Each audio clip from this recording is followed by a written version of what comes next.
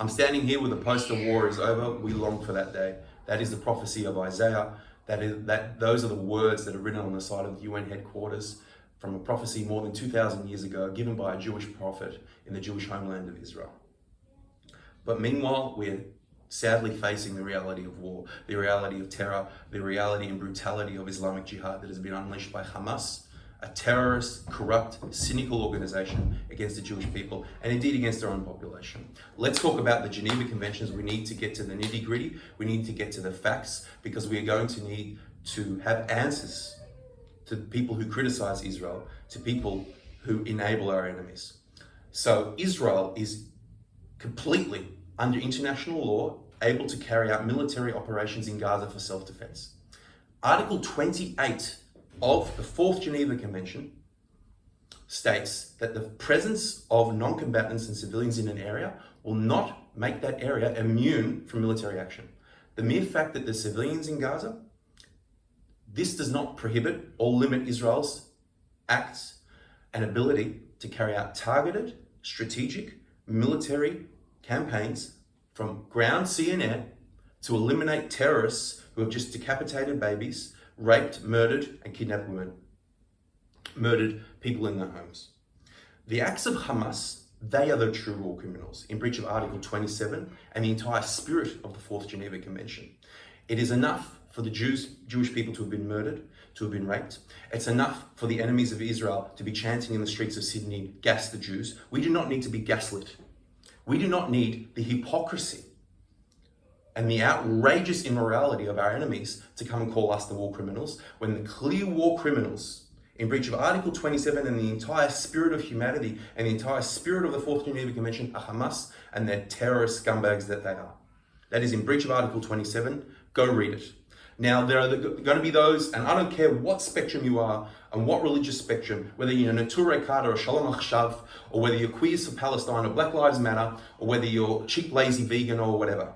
You need to know the facts. And I will criticize all of you as either being enablers of jihad and idiots and asinine fools, or jihading scumbags.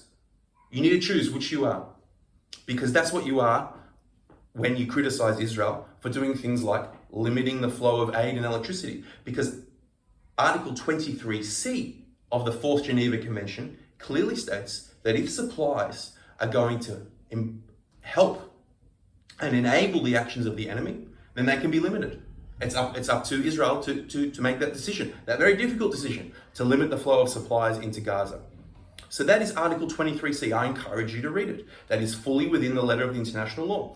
It's just that our enemies and those who are foolish, trying to virtue signal their morality, want us to be even more moral than what the international law allows, so moral that we in fact die.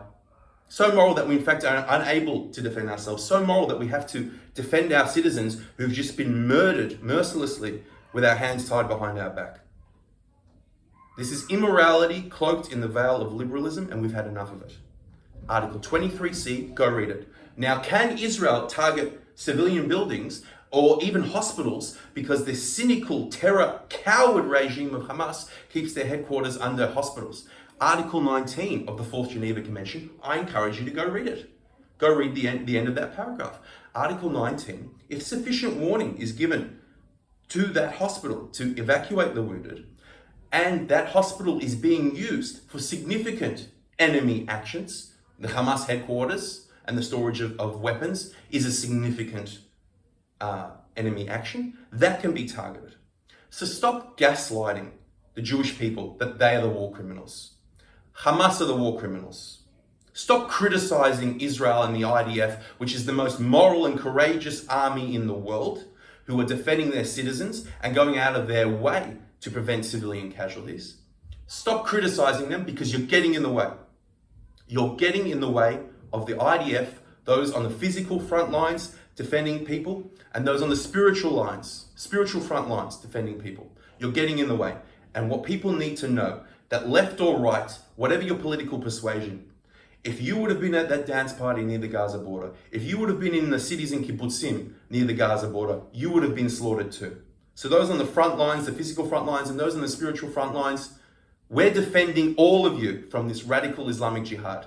which is coming to a city near you, and it's already come to a city near you, and it's coming right now to Gaza. It needs to be defeated. It needs to be vanquished, and we need Mashiach now. Stay safe.